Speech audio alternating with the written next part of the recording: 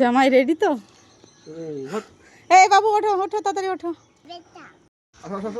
কি প্রচণ্ড গরম, এই গরমের মধ্যে রেডি হয়ে বেরোনো না তো। খুব কষ্ট করে শাড়ি টাড়ি পরে পুরো রেডি হয়ে বেরিয়ে যাচ্ছি ওই বাড়িতে। ও যাচ্ছে শ্বশুর বাড়িতে, আমি যাচ্ছি বাপের বাড়ি।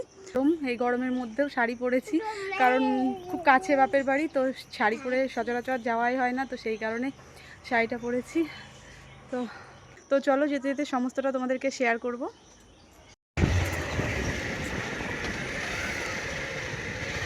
ঘেমে পুরো স্নান। তুমি খেলেছ?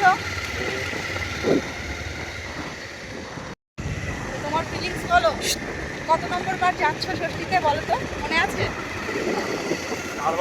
হ্যাঁ, 4 নম্বর। বাহ, তাও তো ভালো যে মনে রেখেছো। বাইকে উঠে একটু শান্তি লাগছে, যে মানে এত সুন্দর লাগছে, এবার ওয়েদারটা হাওয়া হাওয়া লাগছে মুখে, এবার একটু মনে হচ্ছে না ঠিক আছে, আর এতক্ষণ মনে হচ্ছিল একদম শেষ হয়ে যাচ্ছে। তারপর গল্পে গল্পে এই যে চলে এসেছি একদমই বাড়ির কাছে, আর এখানে এসে দেখা হয়ে গেল বান্ধবীর সঙ্গে। এই যে বান্ধবী বরকে নিয়ে জামাই ষষ্ঠী খেতে চলে এসেছে। যাচ্ছি, যাও যাও জামাই। হ্যাঁ,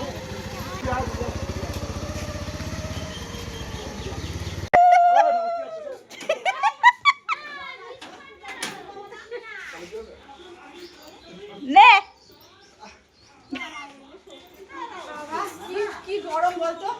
আর এই যে বাড়িতে আসার সঙ্গে সঙ্গে ঠাকমা একটু উল্লু দিল, এটা একটু হাসাহাসি করার জন্যই দিয়েছিল, যেহেতু মেয়ে জামাই আসতে বাড়িতে। তারপর ঠাম্মা তার নাতি জামাইকে মিষ্টি মুখ করে দিচ্ছিল, আর আমাকেও একটু মিষ্টি খাইয়ে দিল। আমি বললাম যে একটু খাও ঠাকমা, আমার ঠাকমা অ্যাকচুয়ালি মিষ্টি খায় না, ওই জন্য ঠাকমা মিষ্টিটা খেলেও না।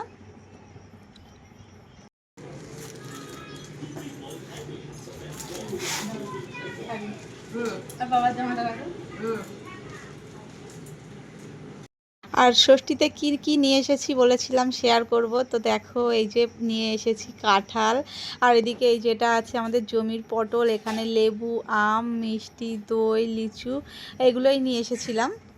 আর এই যে এটা আমার ঘর, যেখানে আমি এতগুলো বছর কাটিয়েছি, তো এখানে এখন অতিথি হয়ে আসতে হয়। মা সুন্দর করে ঘরটাকে গুছিয়ে রেখেছে।